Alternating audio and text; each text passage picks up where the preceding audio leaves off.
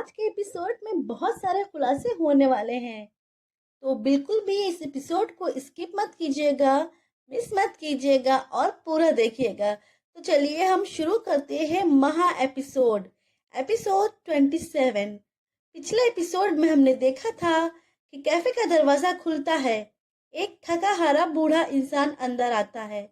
हल्की सफेद दाढ़ी, आंखों में जीवन की तपिश और थकन। वो है आकाश राणा। शीला आंटी उसे देखते ही चौंक जाती हैं। आकाश, तुम? आकाश रुक जाते हैं। शीला, इतने सालों बाद? शीला आंटी फौरन खड़ी होकर उनके पास जाती हैं। तुम कहाँ चले गए थे? इतने सालों तक कहाँ थे तुम? क्या तुम्हें पता है कि राधिका? आकाश राणा उन्हें हाथ से इशारा करते हैं और बोलते हैं, हाँ शीला, मुझे पता है।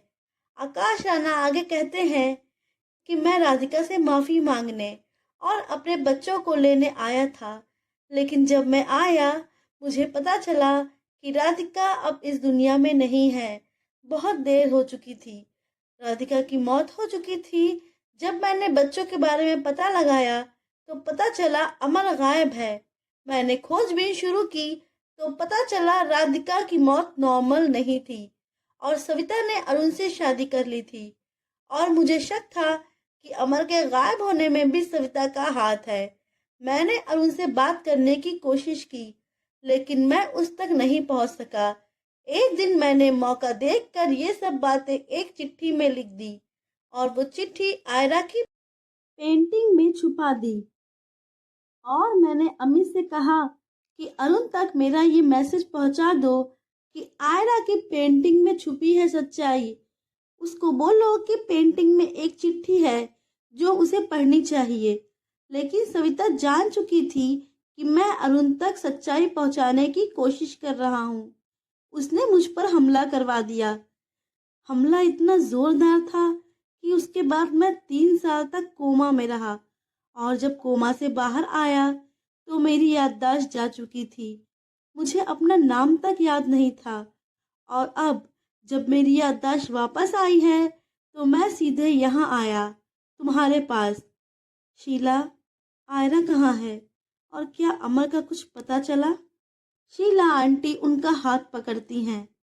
तुम्हारे बच्चे यही हैं आकाश, इसी कैफे में।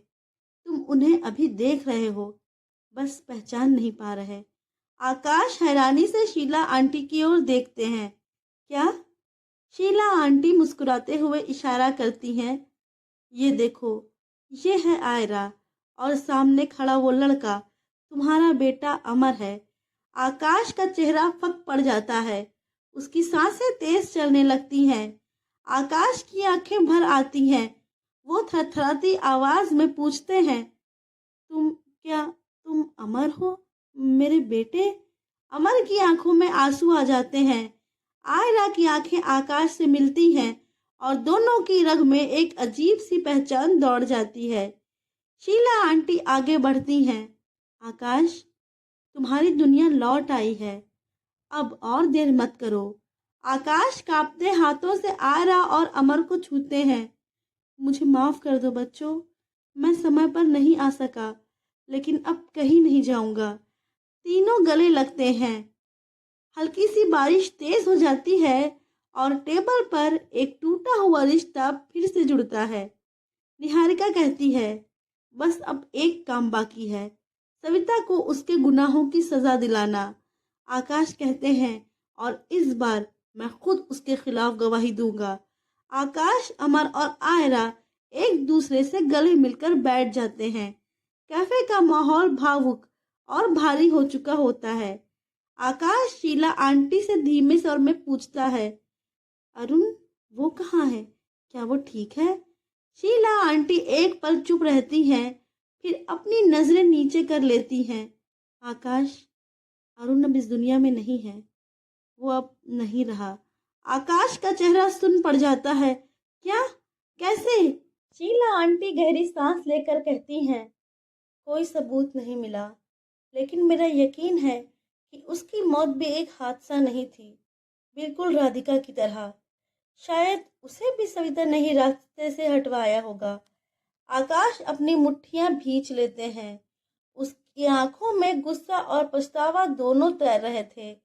मैंने सब कुछ खो दिया, मेरी राधिका, मेरे दोस्त, मेरे बच्चे, और अब मैं ये सब फिर से खोने नहीं दूंगा।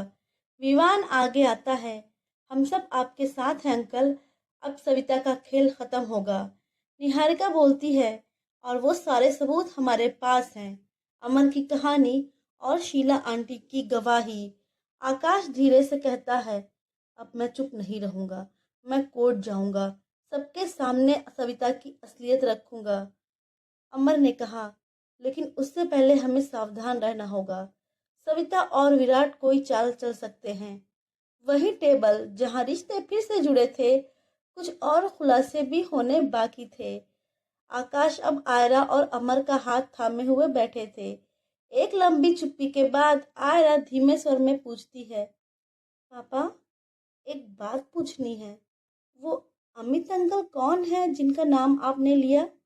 आकाश हल्के से मुस्कुराते हैं। अमित मेरा बहुत अच्छा दोस्त था। हमने साथ पढ़ाई की थी। वो सीधा नेक इंसान था।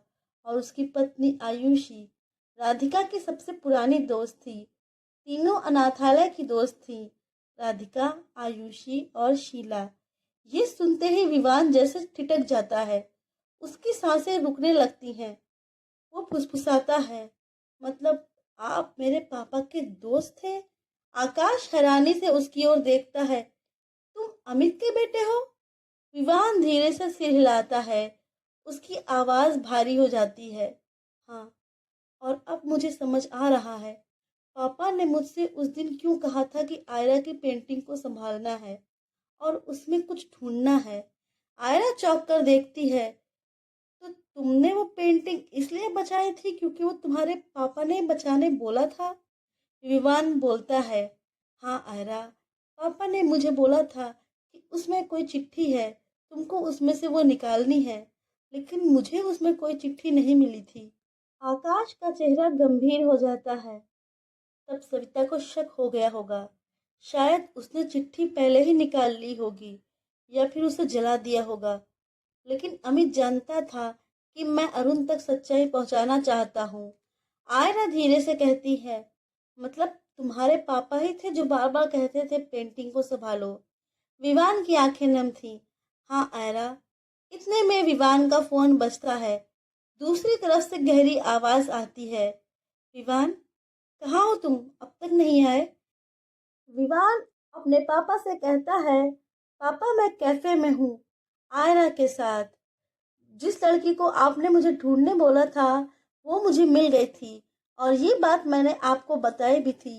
लेकिन आपने अब तक मुझे क्यों नहीं बताया कि आप मुझे उसे बचाने को बोलते थे, उसकी पेंटिंग से चिट्ठी निकालने को बोलते थे? आखिर क्या रिश्ता है आपका आयरा के साथ? आपने मुझे क्यों नहीं बताया कि आप आयरा के पिता आकाश राणा के गहरे दोस्त थे? आकाश राणा मेरे सामने बैठे हैं पापा। अमित झटका खा के उठ खड़ा होता है। आकाश जिंदा है? अमित की आंखों से आंसू बहने लगते हैं। मैंने तो समझा था वो मर गया। मैंने उसके लिए प्रार्थना की, पर कभी उम्मीद नहीं की थी कि वो वापस आएगा। विवान की आवाज भी भीग जाती है। क्यों पापा, क्यों सब छुपाया आपने? आकाश राणा अब धीरे से फोन लेते हैं। अमित, ये मैं हूँ, आकाश। फोन पर दूसरी तरफ सन्नाटा टूटता है और अमित की घुटी हुई आवाज आती है, माफ करना दोस्त, मैं तुम्हें नहीं बचा पाया, राधिका को भी नहीं बचा पाया। आकाश की आंखों में आंसू छलक आते हैं। हम दोनों नाकाम रहे अमित, लेकिन अब और नहीं। अब हम अपनी गलतियां सुधारेंगे और सविता को उसके गुनाहों की सजा दिलाकर ही रहेंगे। दूसरे दिन कैफे मधुबन। वहां सब फिर इकट्ठा होते हैं। आकाश, शीला, विवान, निहारिका, अमर और आयरा। आयरा विवान से पूछती है, विवान, क्या तुम मेरे करीब सिर्फ अमित अंकल के कहने पर आए? विवान ने कहा, हाँ आयरा, मैं बस हर पल तुम्हें सेव करना चाहता था, लेकिन धीरे धीरे हमारी मुलाकातें बढ़ी और मुझे तुमसे प्यार हो गया। तो फिर अगर तुम्हें पेंटिंग में कुछ नहीं मिला था, तो अमित अंकल ने दोबारा कोशिश क्यों नहीं की मुझे बचाने की और सच जानने की। हाँ आयरा, कल रात यहाँ से जाने के बाद मैंने पापा से बात की। वही सवाल जो तुमने अभी पूछा, यही मैंने उनसे पूछा था। पापा ने कहा, बहुत कोशिशों के बाद भी उनके हाथ कुछ नहीं लगा। पापा ने मुझे बताया कि पापा ने अरुण अंकल तक आकाश के मैसेज को पहुंचा दिया था। अरुण अंकल ने वो चिट्ठी पढ़ी थी और वापस पेंटिंग में रख दी थी। अरुण अंकल ने पापा को फोन किया, वो बातें जो चिट्ठी में थी उन्हें बताने के लिए। पर जैसे ही उन्होंने फोन पर कहा, अमित, राधिका की मौत नॉर्मल नहीं थी, एक जोरदार आवाज के साथ फोन कट गया और दूसरे दिन खबर आई कि अरुण की मौत हो गई है। सविता ने पुलिस को बयान दिया कि उस दिन उनके घर कुछ बदमाश घुस आए थे। वो नकाबपोश थे तो सविता उनका चेहरा नहीं देख पाई थी। उन्होंने लोहे की रॉड से अरुण पर वार किया और रॉड से निशान मिटा दिया। फिर पापा ने सच खोजने के लिए तुम्हारी पेंटिंग से वो चिट्ठी निकलवाने का सोचा, लेकिन उसमें कुछ नहीं मिला था। बहुत कोशिशों के बाद भी इतने में कैफे का दरवाजा फिर से खुला और अमित मलिक अंदर आए। मैंने बहुत कोशिश की बेटा, लेकिन मेरे हाथ कुछ नहीं लगा। उसके बाद मेरे घर में कलेश शुरू हो गया, विराट की पहचान को लेकर। उस स्कूल के प्रोजेक्ट ने सब छीन लिया। विराट मुझ पर शक करने लगा कि मैंने उसके पापा को मारा है, जबकि मैंने उसको हमेशा अपना बेटा माना, क्योंकि जो कुछ भी हुआ था उसमें उसका कोई कसूर नहीं था। और जैसा कि तुम जानती हो बेटा, इन सब के चलते मेरी आयुषी ये दुनिया छोड़कर चली गई। क्या? आकाश को झटका लगता है। आयुषी अब नहीं है? हाँ आकाश, आयुषी मुझे छोड़कर चली गई, हमेशा हमेशा के लिए। मैं इस गम को सह नहीं पाया था और मैं पैरालाइज हो गया था। विवान को लगा यहाँ पर उसकी माँ की यादें हैं, मैं यहाँ रहूँगा तो कभी ठीक नहीं होऊंगा, और वो मुझे लेकर दिल्ली चला गया। जब मैं ठीक हुआ तो मुझे फिर से याद आई तुम्हारी। मैंने विवान को तुम्हें ढूंढने बोला और उसने तुम्हारा पता लगा लिया। मैंने विवान से कुछ नहीं बताया, बस इससे पूछता रहता था तुम्हारे बारे में।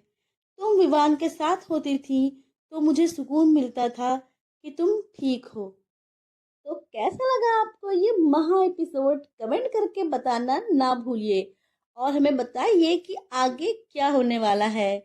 कैसे मिलेगी सविता को उसके गुनाहों की सजा? क्या होगा? क्या प्लान करेंगे ये लोग?